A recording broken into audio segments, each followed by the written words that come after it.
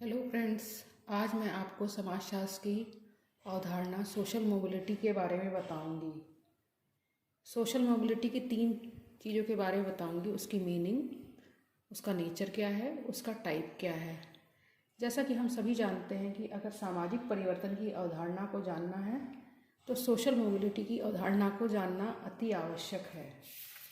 यानी कि सामाजिक परिवर्तन तथा सामाजिक गतिशीलता की अवधारणा एक दूसरे से काफ़ी मिलती जुलती है और अक्सर एक के स्थान पर दूसरे का प्रयोग किया जाता है। सामाजिक गतिशीलता की तुलना में सामाजिक परिवर्तन का क्षेत्र कहीं अधिक व्यापक है। पिट्रिम सोरेकिन की अगर हम बात करते हैं तो वो कहते हैं कि उन्होंने अपनी पुस्तक सोशल एंड कल्चरल मोबिलिटी में स्पष्ट किया था कि ये एक ऐसी संरचना का विकास करता है जिसमें विभिन्न व्यक्तियों के न केवल स्थान परिवर्तन की बात करते हैं बल्कि अपनी सामाजिक और व्यावसायिक स्थिति में भी परिवर्तन की बात को करते हैं। उसी तरह उन्होंने दूसरी परिभाषा में बताया कि सामाजिक गतिशीलता का संक्रमण एक तरह का होता है अथवा किसी भी वस्तु का संक्रमण होता है जो मनुष्य के द्वारा निर्मित होता है, संशोधित होता है। It means by horizontal social mobility or shifting is meant the transition of an individual or social object from one social group to another social situated on the same level. इसी तरीके से अब सोशल मोबिलिटी की type की बात करते हैं।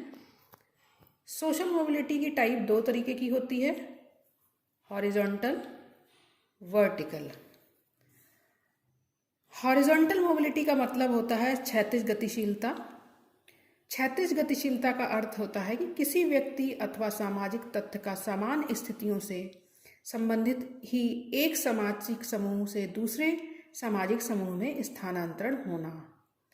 यानी एक स्थान की नागरिकता छोड़कर हम दूसरे स्थान की नागरिकता को लेते हैं, या फैक्ट्री में काम करने वाले व्यक्ति दूसरी फैक्ट्री में काम करने लगते हैं।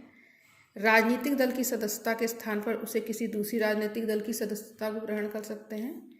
इसको हम हॉरिजॉन्टल मोबिलिटी कहते हैं। इसमें भी कई प्रकार होते हैं, territorial, horizontal, circulation of social change and values, inter occupational mobility, inter family mobility. Territorial mobility का मतलब होता है कि कभी कभी ये कहा जाता है कि सभ्यता के विकास के साथ साथ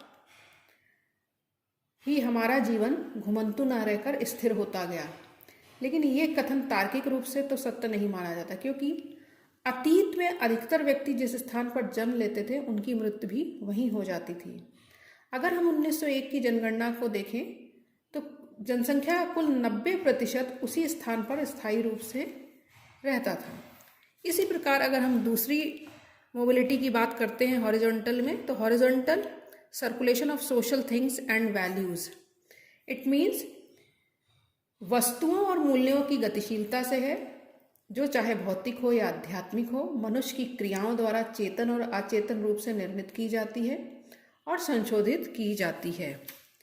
अब अगर इंटर ऑक्यूपेशनल मोबिलिटी की बात करते हैं तो समस्त परिचलन में हमने उन व्यक्तियों को देखने को मिलता है जो किसी नौकरी में हैं, कारखाने में हैं, व्यवसाय को छोड़कर वो किसी दूसरे कार्य में करने लगते हैं, और ऐसे व्यक्तियों की स्थिति में कोई परिवर्तन न होने के बाद भी उनके द्वारा व्यवसाय बदलना, ये एक तरीके की इंटर ऑक्यूपेशनल मोबिलिटी है। इंटर फैमिली मोबिलिटी का मतलब होता है कि जैसे पुनर्विवाह करने से पति या पत्नी में कोई स्पष्ट परिवर्तन नहीं होता है, या इसलिए ये परिवर्तन भी समतल गतिशीलता का एक रूप है। जैसे हमारे समाज में पुनर्विवाह एक धार्मिक कृत्य होने के कारण गतिशीलता इसमें बहुत कम होती है। और अगर आपने देखा हो तो 1955 का हिंदू विवाह अधिनियम के द्वारा भारतीय समाज में अंतर पारिवारिक गतिशीलता में अधिक प्रभावित हुआ है। अब हम वर्टिकल मोबिलिटी की बात करते हैं। वर्टिकल मोबिलिटी के जो चैनल्स हैं, या सबसे पहले हम प्रकार की बात करते हैं, 2 होते हैं, असेंडिंग और डिसेंडिंग। और उनके जो चैनल हैं आर्मी है, रिलीजियस प्लेस है, एजुकेशनल इंस्टीट्यूशन है, पॉलिटिकल ऑर्गेनाइजेशन है, प्रोफेशनल ऑर्गेनाइजेशन है और इकोनॉमिक ऑर्गेनाइजेशन पाए जाते हैं। ये एक ऐसा समाज है या इस समाज में बहुत सी कठिनता से हम मिलेगा देखने को कि सभी स्थिति पूर्णतया बंद हो, जिसमें आर्थिक, राजनीतिक और व्यावसायिक उदग्र गतिशीलता पाई जाती है। परंतु यदि हम असेंडिंग की बात करते हैं तो असेंडिंग से पहले मैं आपको वर्टिकल मोबिलिटी की बात बताऊंगी। उदग्र या वर्टिकल मोबिलिटी का अर्थ होता है किसी व्यक्ति अथवा सामाजिक तत्व द्वारा एक स्थिति समूह से दूसरे समूह स्थिति में संक्रमण करना। मतलब उदग्र गतिशीलता का रूप समतल गतिशीलता से बिल्कुल भिन्न पाया जाता है। हॉरिजॉन्टल और वर्टिकल में दोनों ही बहुत बड़ा अंतर पाया जाता है। और असेंडिंग और डिसेंडिंग मोबिलिटी का मतलब होता है बढ़ते हुए क्रम में और घटते हुए क्रम में। जैसे भारत में जाति व्यवस्था के इतिहास से पता चलता है कि पिछले 2500 वर्षों में ब्राह्मणों की स्थिति सदैव उच्च नहीं रही है, और अगर आरंभ में ब्राह्मणों की स्थिति जन्म की धारणा के कारण सर्वोच्च थी, तो क्षत्रिय अपने कार्य को महत्वपूर्ण मानने के कारण अपनी स्थिति में बराबर ऊंचा उठाने के लिए प्रयत्नशील रहे। अब बाद में अगर देखा जाए तो जैन और बौद्ध धर्म का भी प्रभाव रहा है। तो व्यक्ति की सामाजिक स्थिति उनके जन्म से नहीं बल्कि उनके कर्म पर आधारित होने लगी।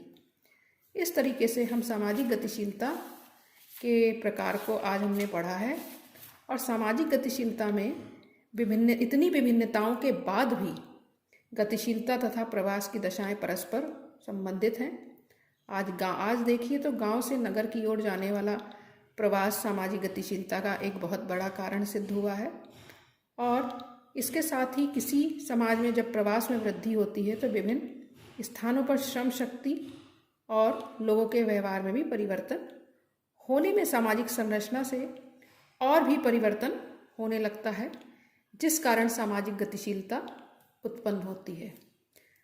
तो मेरे ख्याल से बच्चों आपको सामाजिक गतिशीलता समझ में आ गई होगी। धन्यवाद।